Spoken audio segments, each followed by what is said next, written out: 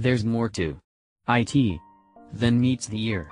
Because Andres Muschietti's remake is really a coming-of-age story disguised as a clownish nightmare, composer Benjamin Wolfus refused to create a stock soundtrack.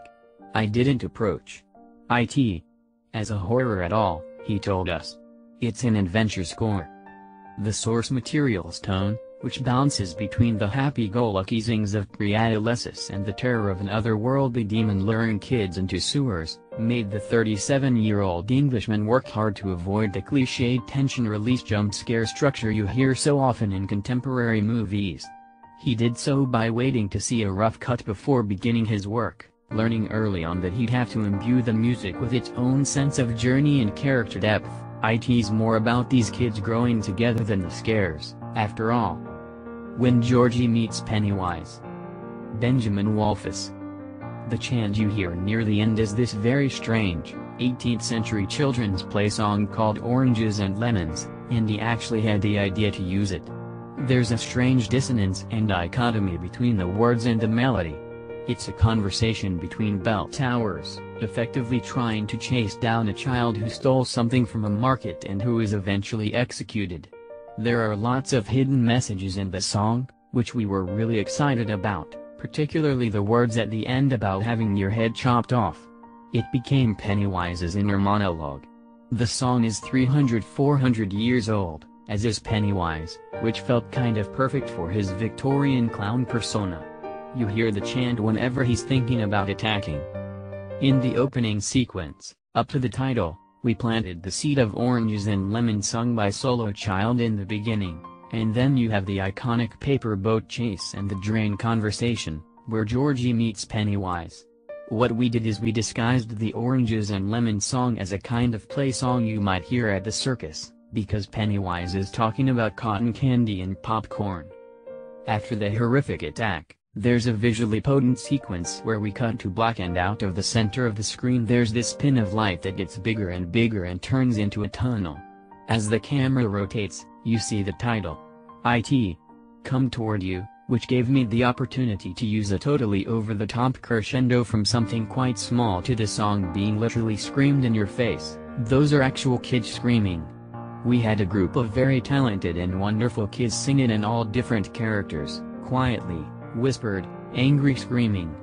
Of course, they loved screaming, laughs, so they really went for it.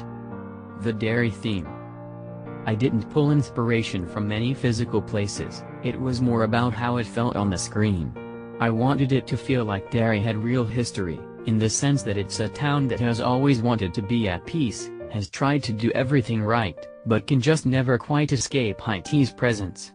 There's a sadness there, but there's a sort of nobility too. This is a town infected by this evil, but one which has kids at its heart that will fight it. So there's hope as well. Melodically, it was about balancing the sense of hope with a tinge of melancholy, and all of it being imbued with a sense of history. The projection scene. This is one of my favorite scenes. As soon as the projector becomes demented, each slide accelerates and there's this extraordinary built-in rhythm. So the very first thing I did was wrap my head around the rhythm, not just the projector's rhythm, but the way editor Jason Ballantyne was intercutting the shots.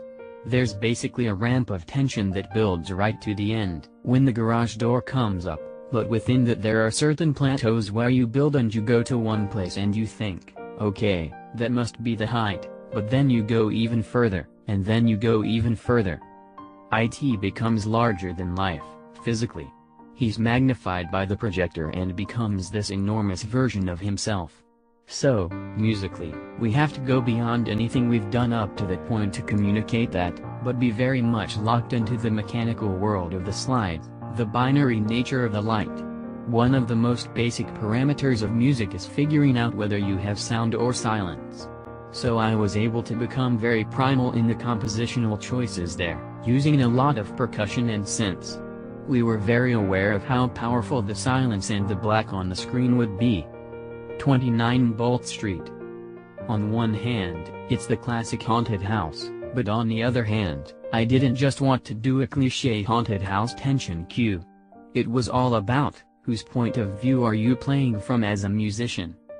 In this case, The sequence is being led by Bill and his courage in his quest to find his brother. So he leads them into the house, they explore it, they subject themselves to all of IT's crazy pranks and tricks. In a strange way, it's kind of a playful sequence. You'll hear times when Pennywise is taunting these kids almost with a dance. You'll hear incredibly percussive, almost operatic moments, plus moments where you have a strange circus organ, and then you'll hear something very quiet that's also intriguing and gentle. It was all crammed into this 7-minute sequence in the movie, and the key thing is for it to feel logical and effortless and also very entertaining.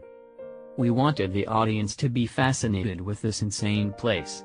It wasn't enough to just enhance what was on the screen.